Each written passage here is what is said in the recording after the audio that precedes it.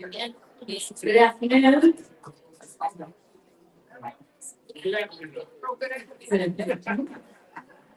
Thank you so much for joining us for Crossroads luncheon. This is a monthly luncheon hosted by Interfaith Alliance of Iowa. I'm Ryan, the executive director.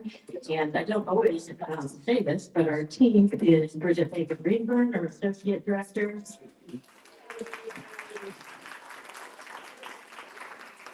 I'm in charge of all technology, Kristen Clark.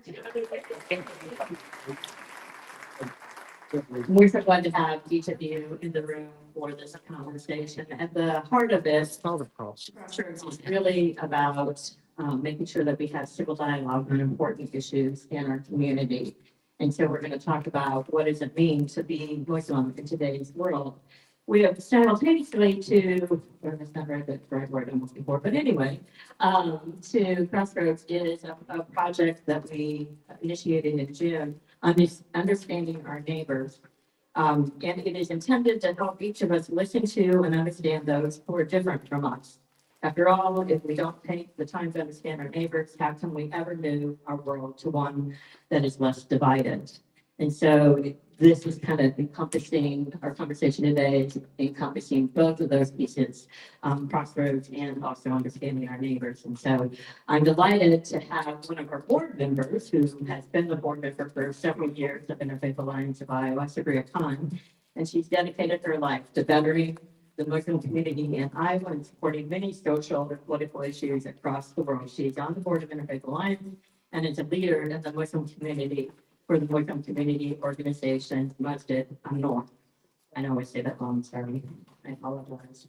Sabriya, and her daily work is an IT project and compliance manager for Western Line Contractors LLC, a quantum services company. So that's a mouthful.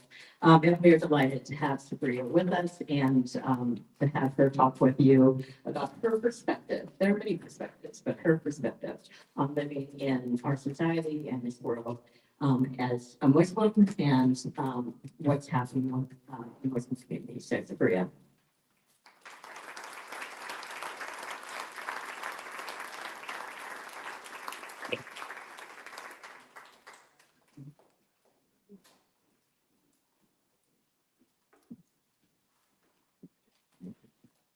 Thank you, Maria. Thank you, everybody, for having me here. I am Sabriya Khan, and I was born and raised in Iowa. My father started the very first Masjid in Des Moines and started the Muslim Community Organization in 1976. And so I grew up in Des Moines, where there were not very many Muslims at all, and just in an environment of my father and mother bringing me very awareness to social and political activism, and really trying to strive our way as Muslims within the state. I thought I would start out by giving a few of the Islamic basics, just to tell you a little bit about my religion. Islam itself means submission or surrender to the will of God. A Muslim is one who submits to God in a conscious act, reflecting trust in God's wisdom and guidance. Allah is the Arabic word we use when referring to God. This is for several reasons. The uniqueness of the word, it's a proper noun given to us by Allah himself, and for monotheism, there's no plural to this. It is genderless, and also it is more interpretive. There are 99 attributed names that go along with the name Allah. There are things like Ar-Rahman, the most gracious, Ar-Rahim, the most merciful, and Alim, the all-knowing. And we can use this name specifically in our devotion and our prayer to appeal and personalize those prayers and asks. So from here on out, I will refer to God as Allah. This still means our one God that has created the heavens and the earth and everything and all of our beings. But it is just the Arabic word for God. There are three principles of Islam. Those are sabr, which is patience, tawakkul, which is trust, and shukr, gratitude. And essentially that means that as a Muslim, we are putting all of our patience and trust and gratitude into Allah. We are trusting the will that everything that is happening to us is for a reason. I know that there's, that saying that everything happens for a reason. That is definitely what Muslims believe completely. So in the Quran, it says, with every hardship comes ease. So with everything that happened to you, there's a reason for that. It's leading you to a path of betterment. It's leading you to a path of something that is better for you. We have the 5 pillars of Islam, and that's what we refer to it often.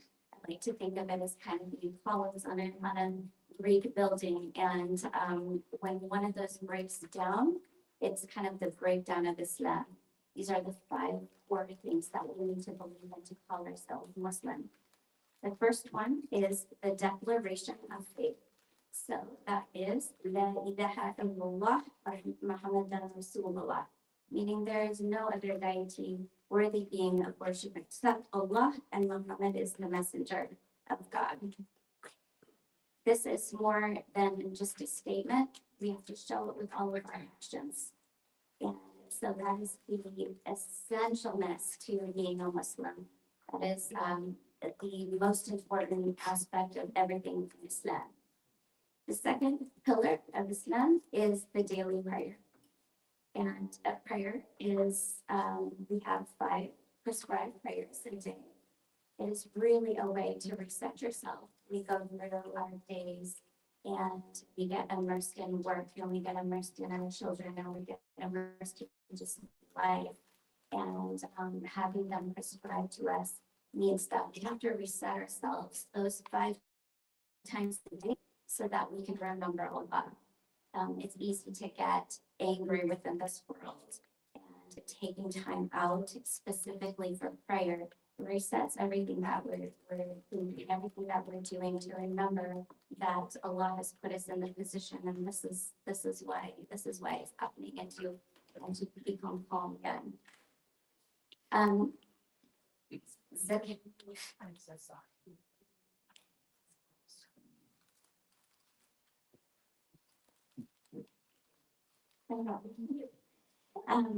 The third pillar of Islam is zakat, and this is charity.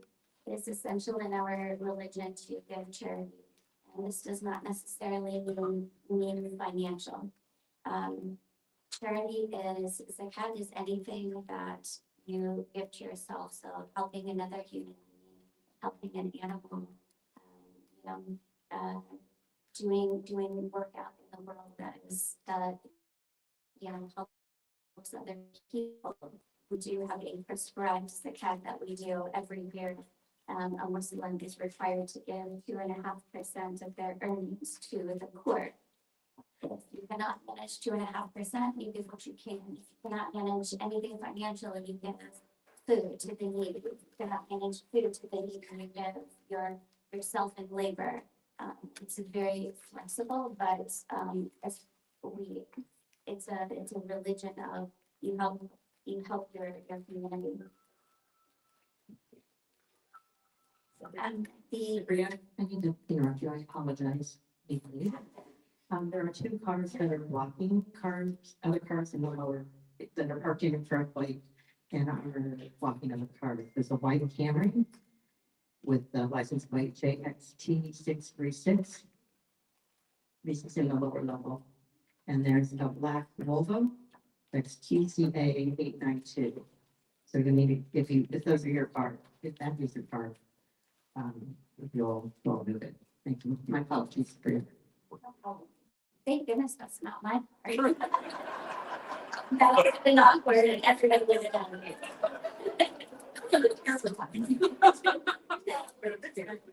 The 4th pillar of Islam is the fasting during Ramadan.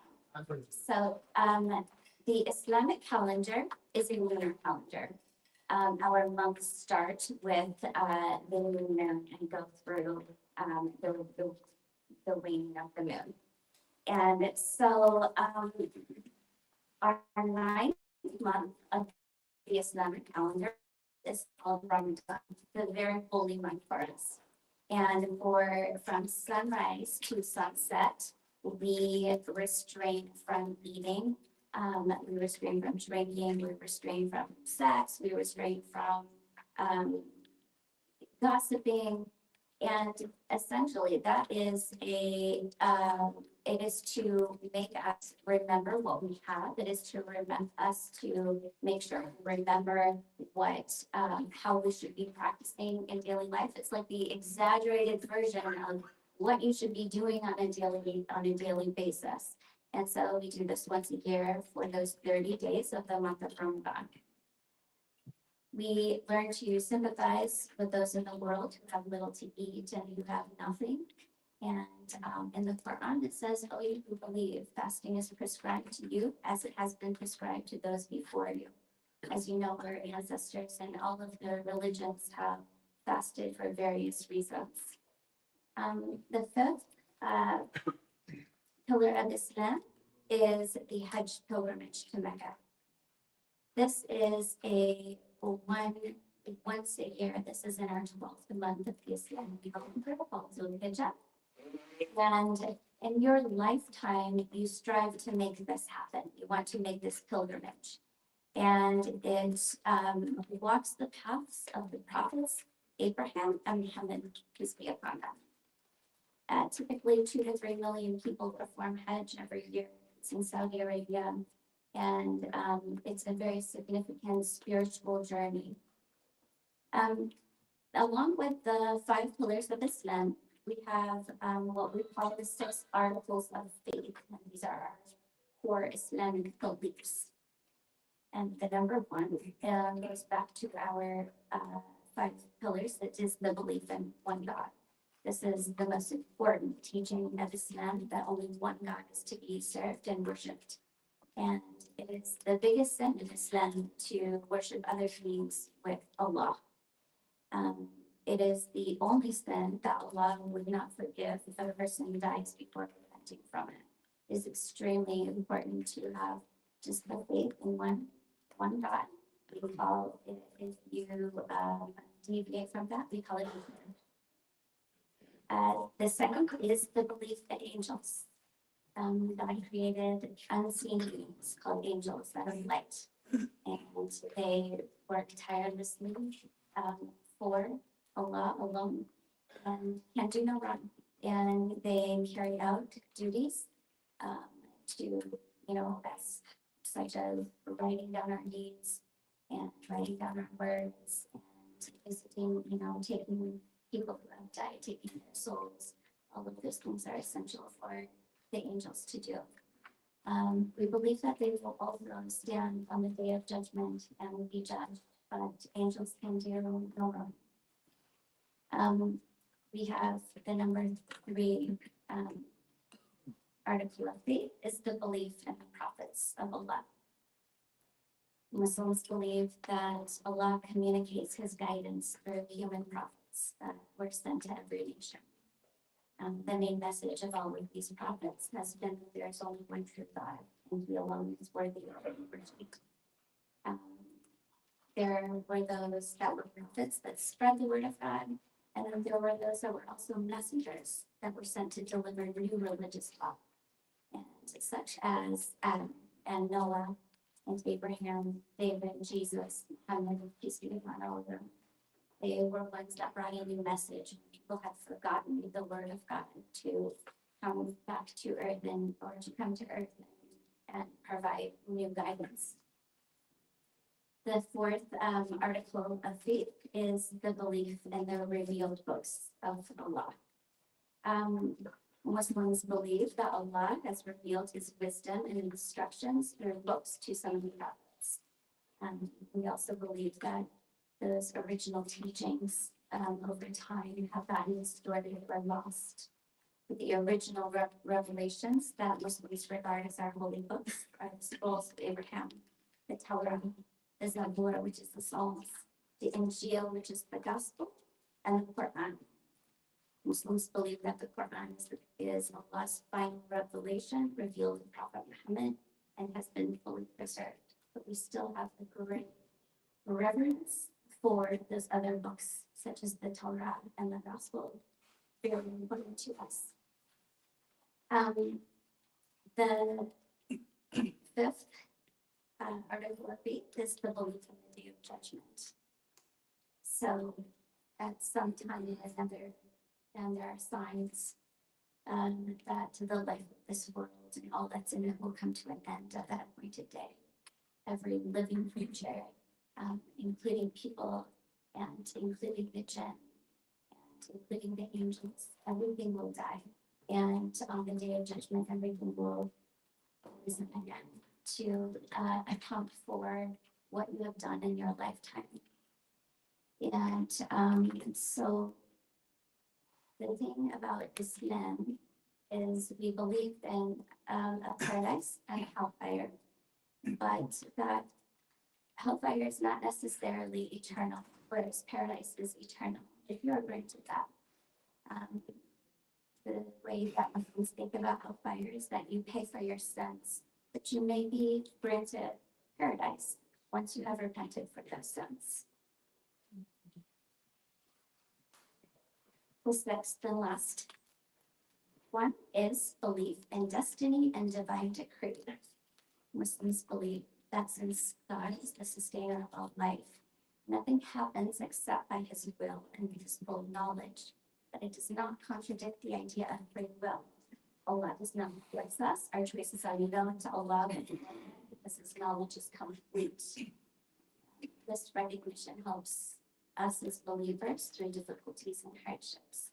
Everything was meant to happen. So those are the essentials of Islam. While there are very direct instructions for Muslims within the Quran and within the teachings of Prophet Muhammad through what we call hadith, we are taught that there is no compulsion in religion. That is one of the statements in the Quran. And the Quran is made up of what we call surahs. They were revealed to the Prophet Muhammad, peace be upon him, at different times throughout his life. It is our instruction guide, so to speak. And in the second surah, they are called surahs, there is no compulsion in religion. We are taught to practice the best of our ability and not judge others for how they choose to practice. Allah is forgiving and loves us the most when we turn to him for guidance and repentance. And this doesn't mean to say, as humans, it's kind of in our nature to judge others. We just are that way. But essentially, we are not the people that should be doing that. It's not our job. The Quran and the teachings of Muhammad dictate every part of our lives. It's more than a religion. It's the user guide of how to live in this world, from what best to eat to how to treat your spouse, to the importance of ease in this world, to cleanliness and etiquette and child rearing, and all of the explanations of what that is. If Muslims were to really follow this, and that is called the Sunnah, if they were to really follow this and practice what Islam was meant to be, we would have all the answers of how to live the best life. It isn't that easy. People don't follow, how you're supposed to live. As a person, you shouldn't be drinking so much soda, but you do anyway. It's like that. There are a couple of things that make practicing Islam difficult, and a couple of these are that culture and religion are oftentimes confused. And also, our world does not make it an easy place with the uprising of bigotry. One of the major issues of life in general is that people go through life with blind faith. We follow blindly along to leaders and family and societal norms. That's how we choose politicians. That's how we decide to practice our religion. That's how we choose to grow our weddings. It's everything. We go along with whatever was passed down to us through generations. A lot of people in general do not take the time to learn for themselves what is the actual teachings. Over time, cultural factors shape how people practice religion. This is any religion. In Islam, this has led to misinformation of what Islam really is, and sometimes leads to negative feelings by others. For example, there is the misconception that, women are oppressed, that the word jihad means war on everybody, that Allah is a different God because we call him Allah. And it also leads to a lack of religious practice and the capability to explain where those misconceptions lay when people are confronted with that. The religion gets lost within culture, unfortunately. This also leads to my second point, which is the uprising of bigotry. Bigotry has always existed, and it has centered on Muslims in waves, much like any other bigotry, with the immigration. There may be bigotry on Mexicans. There may be, when I was young, Libya bombing planes, there was a bigotry on Muslims. With the Gulf War, with 9/11, there are different times where it rises up to a peak. There has been no time that has been so blatant as when entering the Trump era, as I'm going to call it right now. This is the most blatant bigotry that I think Muslims have experienced. And part of the reason I think, and this is completely opinion, of course, there was previously an ignorance about Islam and Muslims. And we had a lot of prejudice for us when, certain things happened. But there was still very little known about Islam and Muslims. Now there is an informed ignorance where people know about us and they know certain teachings about us, but there's no substance behind it. And so they're taking out pieces of the religion and they're running wild with it. So they're hearing one word in the Quran and they're saying, oh, Muslims, they want to kill everybody. I read this. And it is completely taken out of context. There's no real learning or knowledge behind that. It also, over the years, it also is that American Muslims here, we end up being responsible for the actions of Muslims all over the world. So whether or not that was their culture that was doing that, and can we even call them Muslims, we don't know, because they're obviously not practicing if they are doing these terrible things. But now here we are answering for a Muslim in some country, and we had nothing to do with it. Whenever some kind of terror act happens and a Muslim is involved, the very first thing that my victim hears is the media will contact us and say things like, how do you feel about this? And it's the last time that a reporter came to our Masjid, I said, how do you feel about it? I mean, because we're all people and, of course, I don't want to see anybody die. You want to see somebody die? That's terrible. And so we are thrown into this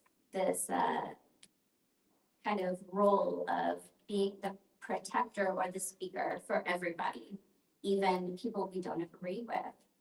I think also that the hardest part of the bigotry in our country today is that it involves a law enforcement and government and with their racial profiling.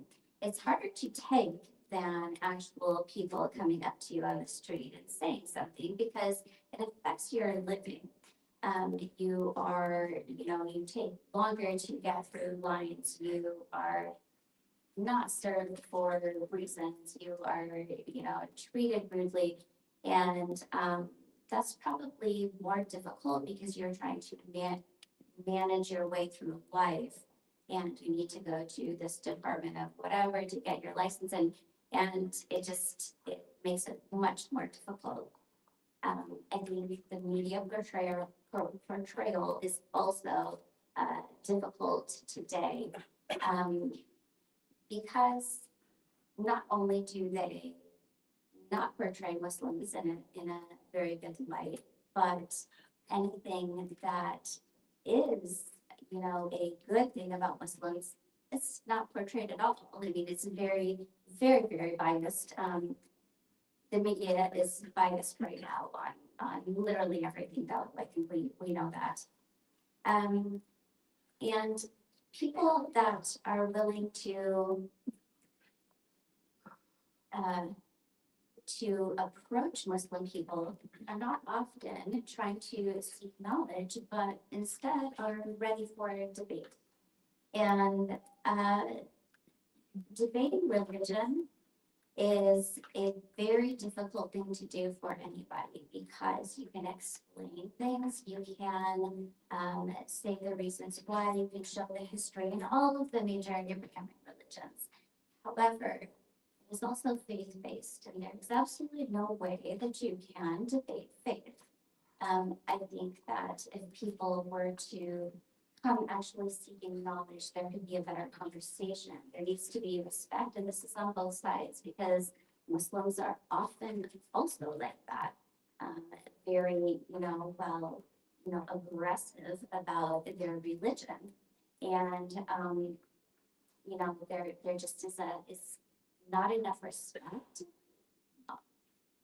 on the whole. So I think that with this,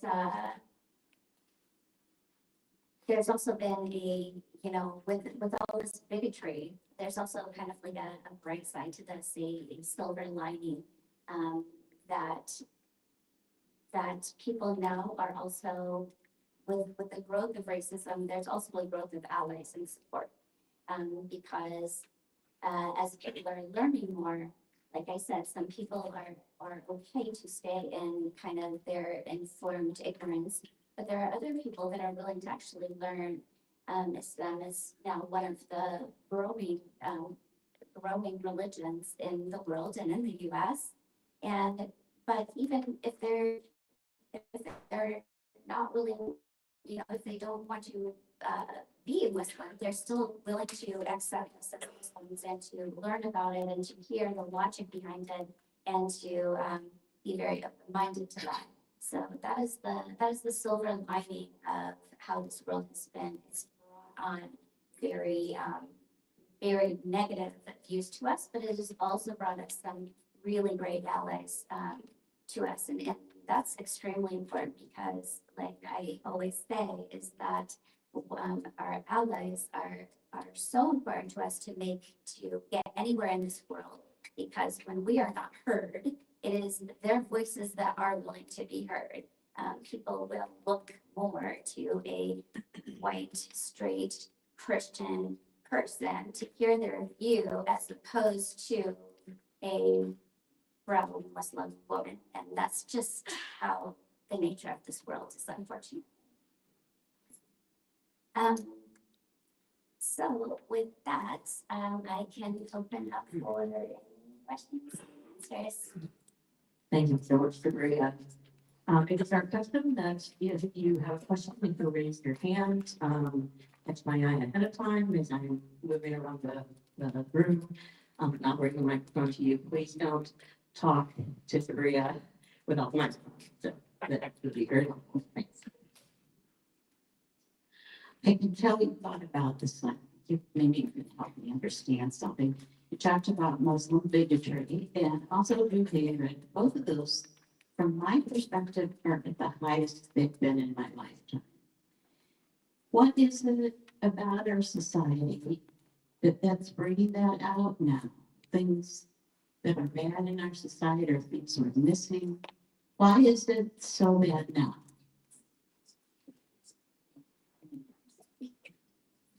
I wish I had a good answer for that. I think a lot of it is fear mongering. I think people are afraid of the unknown. I think they hear misconceptions and see things across the world and assume that they are Muslims here are going to do some of those things and to change their lives and to bring about what they refer to as Sharia law. And I think it's a lot of fear mongering. I also think it is now the influx of how much misinformation we have at our fingertips. There's so much social media, there's so much, you do not have to open an encyclopedia anymore and get, something. You can just go on the internet and unfortunately, none of that is vetted. You are being pulled up of articles that just happen to get the most touches or just happen to, have the most views or something. And so it's a lot of wrong information that they're provided. That has a lot to do with it. And also the culture of the world right now with the president that we have is that we do not have to be ashamed of our racism, and we do not have to be incorporative of other people's views, and it is okay. That's the perception that I think our country has right now, that it's okay to believe that we are the very best and that nobody else matters.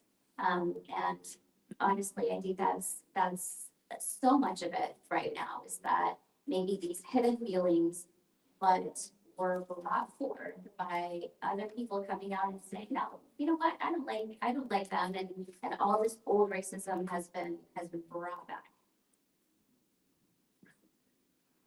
Yeah, sure. If you could comment on, say, the differences in the practice of Islam, both whereas some places like former Yugoslavia and North Africa, which is pretty tolerant and diverse. And I used to put Saudi Arabia, and I'm struck by the fact that there are certain things you were clearly not able to say, or have you. And how does that work in terms of Islam in contemporary society? Because I think we have, in Bosnia, I used to live there. If you would have a church and a mosque side by side, and living very amiably together, but I don't know if it's always been the case in other places. What's the difference there? Yeah. So in Des Moines, I actually go to the oldest masjid in Des Moines, and it is Masjid An-Noor, Muslim community organization. And it's very diverse. And I will tell you, as growing up, it is difficult to merge those cultures. The religion part is the same. We pray the same. We say the same duas. We know the ritual aspects of it are all the same. But it is difficult to merge different cultures together, which is why I think that we have, at this time, 10 other masjids in Des Moines itself, just because people tend to go out in their own culture and start their own masjid. I think that there is a little bit of that, because culture like will affect how I guess, for lack of a better word, how strict you are within the masjid. And people will oftentimes be like, okay, this is a little bit too liberal for me, and I'm going to start my own masjid. Like I said, the basics of Islam are still there, but the culture is not, and they tend to divide.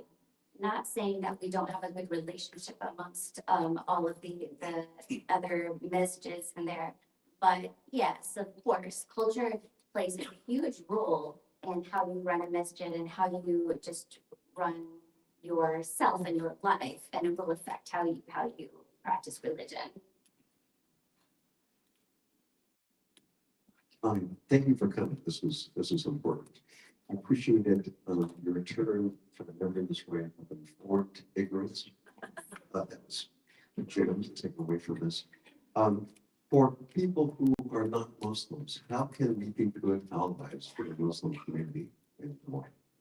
That's a wonderful question. For one thing, I think that educating yourself about what Islam really is, so that when you hear misconceptions, you are able to kind of put people in their place. Really, that is the main thing that we need. We need word of mouth being spread that not all Muslims are these terrible terrorists or whatever else that people think of us. It's just educating yourself, but also, visiting a masjid. They're all open to everybody all the time, and just standing up for issues that also, that affect Muslims around the world. That is a great allyship. But just being respectful to a Muslim when you see them. It sounds very simple, but it is probably one of the greatest things that people can do is be respectful when they see, a hijabi woman walking into a store or whatever. It's that kind of allyship is what we need. Yeah, thank you. Thank you. Thank you again for being here. My question has to do with how Muslims are able to live in Des Moines. For instance, are you redlined as far as housing goes? Issues like that, with jobs, with all of the aspects of just living here. Your children have issues at school, or, things like that. What is life like in Des Moines for a Muslim family? Alhamdulillah, thank God that this is, Des Moines is actually a pretty magnificent place. And it's not as bad as it is in other cities. But there is bigotry, and I think God myself, alhamdulillah, that I haven't had too much that has stopped me by means of housing and a job. But it does happen. For instance, taking time to pray a couple of times while you're at work is an issue. People get fired for that. I have known people to get fired for that. Taking, children wearing hijab at school, that's always a huge thing. Obviously, there's a dress code for women and men in Islam. So let me just sidetrack here a little bit. And there is a dress code for women and men. And this is so that people are viewed for their mind and not their physical attributes. That's the entire reason for the hijab, or for men to wear not tight-fitting clothes, things like that. It's modesty, and it's so that we are viewed for our mind. But going out in the world like that, you get shouted at things. But for the most part, schools and housing. I think that most Muslim people are able to get the school, get into the schools they want and to get the housing that they want pretty well into the morning. The type of things that it's hard to do is sometimes like loans though, or getting licenses for things. There's still bigotry around that.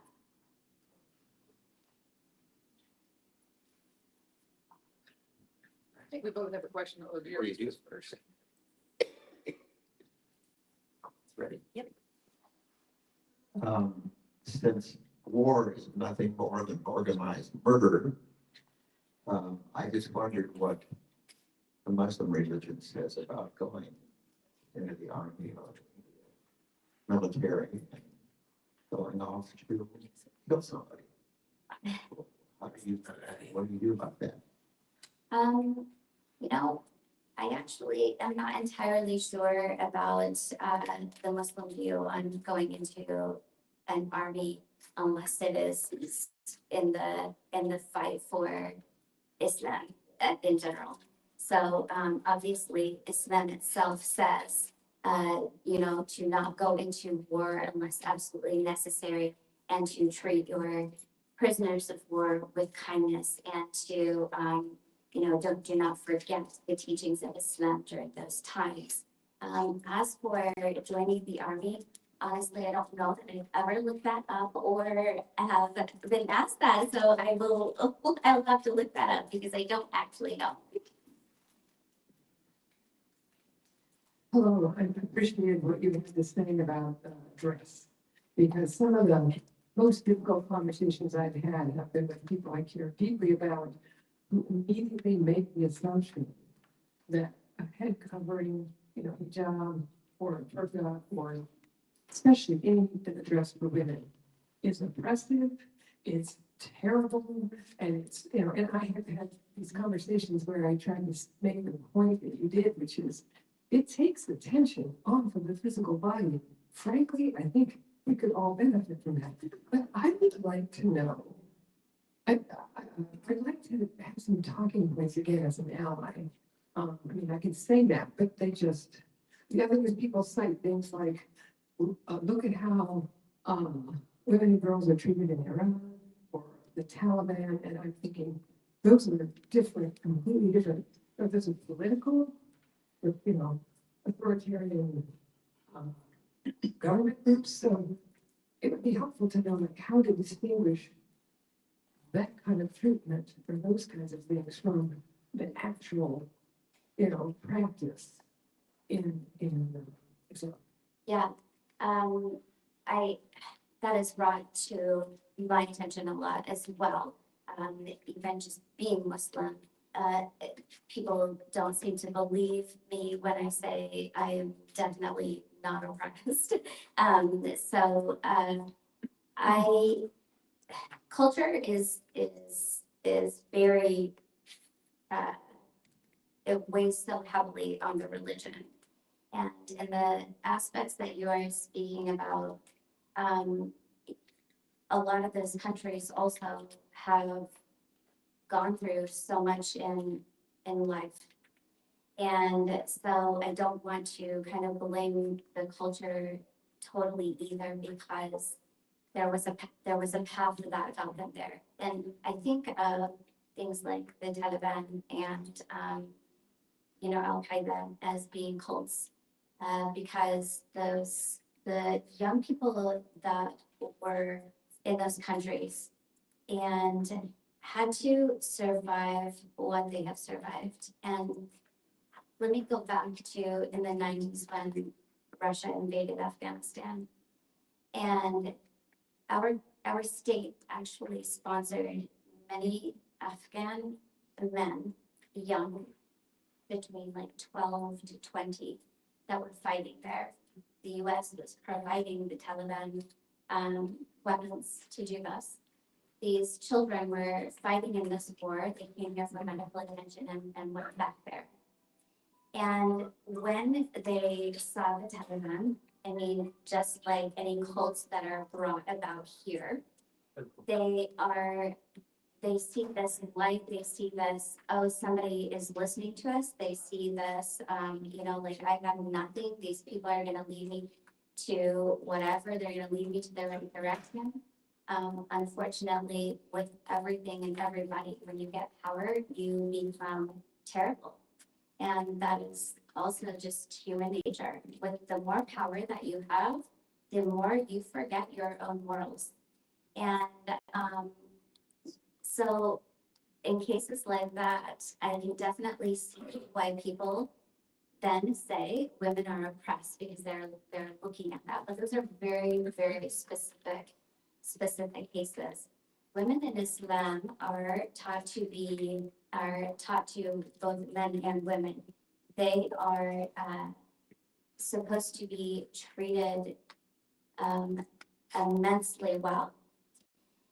There is a popular hadith that a man came to the Prophet Muhammad and said, after Allah, who is the person that should be in the highest status? And he said, your mother. He said, okay, after that. He said, your mother.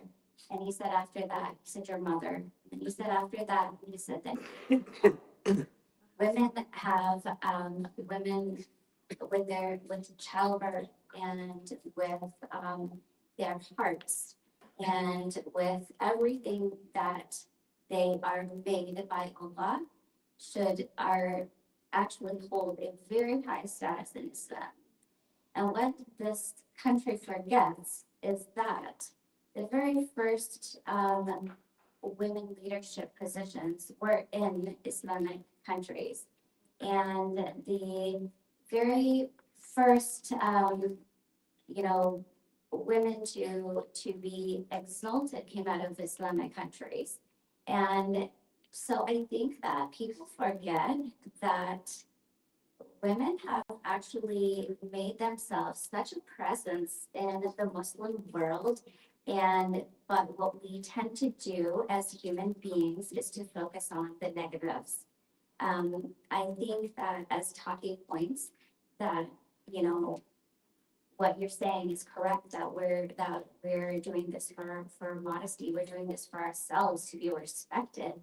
A lot of women today are not respected. And so I think that it's to be respected, it is to be modest, but also that it is not forced upon us. Like I said, there's no compulsion in religion. We choose to do what we want to do, and how we want to practice and what we want to put forth into the world. Hi, thank you for being here.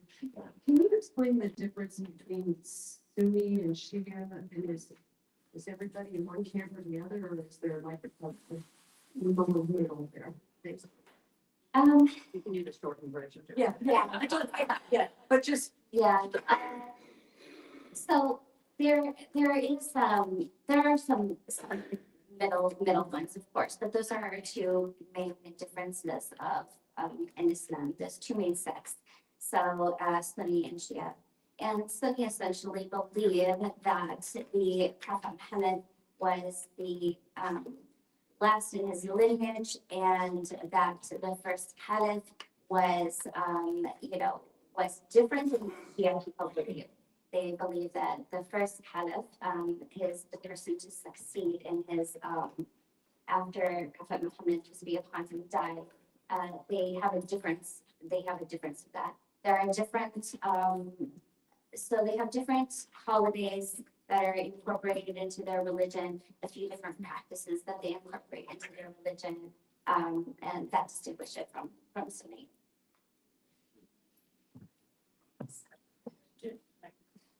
Want to add my thanks for your being here today. In your understanding of the Quran, how do the people, Moses, Mary, and Jesus, first, how are they portrayed?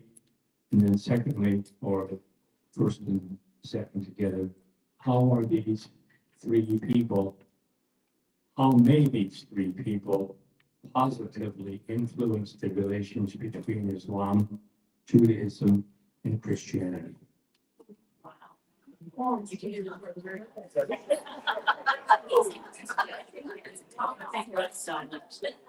So Moses and Jesus, peace be upon them, are exalted prophets and messengers to us. They are extremely held in extremely high regard, as is Mary, the mother of Jesus. There is, we Muslims, call the Christians and Jews our brothers and sisters. We came from those religions of Judaism and Christianity. We also follow those books. Both of those prophets, we believe everything that they brought forth to us. It is, and they're held in very, very high esteem in our religion. I do think that there is so much more similarities between the three Abrahamic religions than we often give ourselves credit for. There is so much bonding, I guess you could do, or collaboration across the religions. But like I said before, we tend to focus on the negative aspects in literally everything. We do not do any direct worship to either Jesus or Moses or Mary, for that matter, or Muhammad, for that matter. We only worship to Allah. We consider Jesus and Moses and Muhammad on the same level of each other. That is how important those prophets are to us. Thank you for your good explanations. Let's try one more. Bigotry, I believe, comes because people are different and fear that. And one of the things that we have seen, and that's for either color, like religion, or whatever, they're different. In Europe, we've seen a lot of Muslims move into countries and where they begin to get high numbers of populations in cities or countries, they want the laws to change, Sharia law or anything. So instead of democracy, they're wanting to have their laws be the laws of the cities or countries. And I think a lot of people in the United States fear that that could come if we get a large population of Muslims. How do you see that, and why, when someone comes to a free democratic country, they want to change it so that it's only their own country? Yeah, I would say that there are probably those Muslims that would like to say that.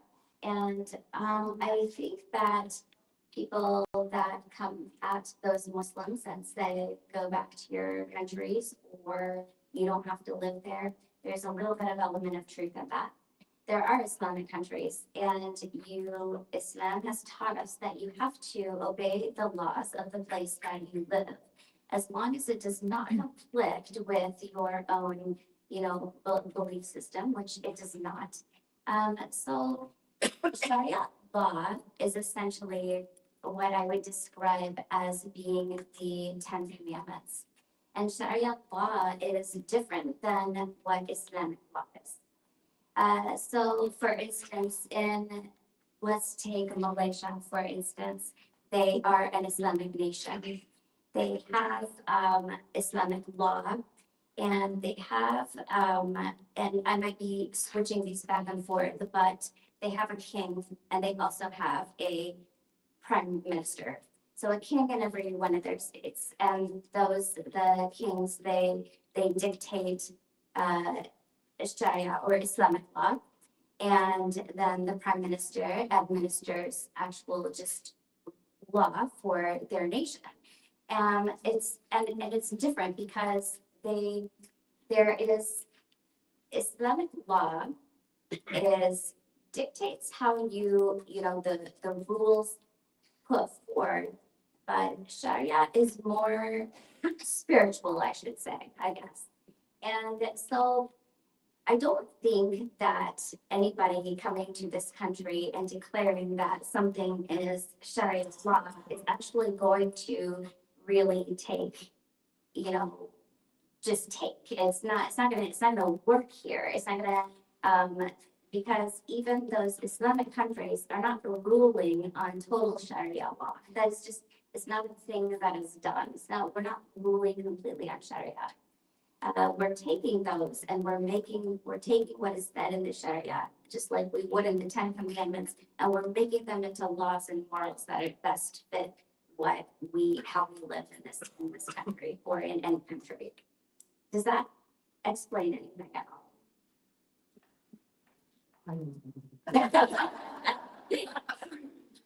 Yeah, I mean, definitely, I think that it isn't something that should be feared, and it isn't something that Muslims should come and ask for the majority of the people to practice, you know, some kind of different Islamic law. It's not feasible. Any last questions?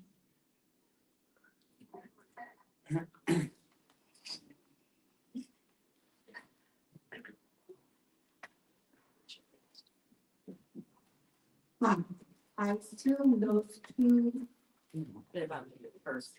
are they yours? No. No. Do they have anything to do with Islam? Yes, this says Allah, so Allah is God. He says Bismillah, which means in the name of God. Okay. And we're in the room. The thing that he was given us. Any other last question? Will help me to thank Sabriya for you.